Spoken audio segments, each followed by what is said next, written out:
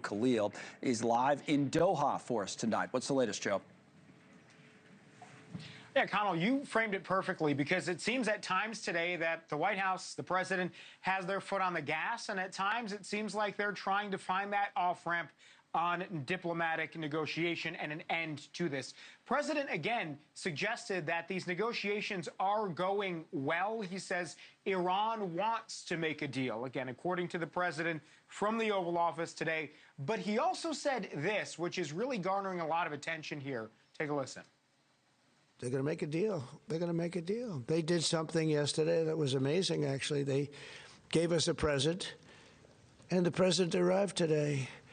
And it was a very big present worth a tremendous amount of money. And I'm not going to tell you what that present is, but it was a very significant prize. And they gave it to us, and they said they were going to give it. So that meant one thing to me: we'd deal with the right people.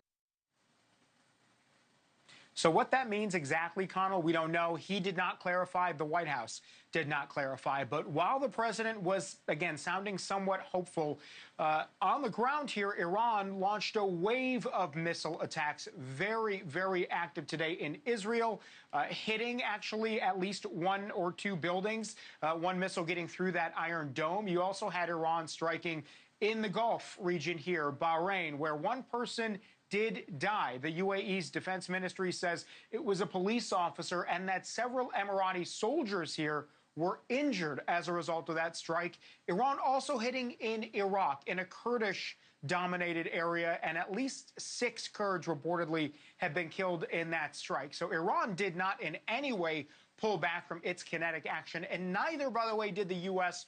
or Israel, because Israel today striking Iran very hard, also striking in Lebanon, continuing their ground operation there. The IDF also saying they hit several gas stations in Lebanon that are operated by Hezbollah. And the U.S. continuing its strikes in Iran as well. So for all of the discussions about behind-the-scenes movement on some kind of diplomatic resolution to this, you've got action, and you've got potentially now the 82nd Airborne potentially deployed and on their way, which would suggest, Connell, you could have a ground element to this as well.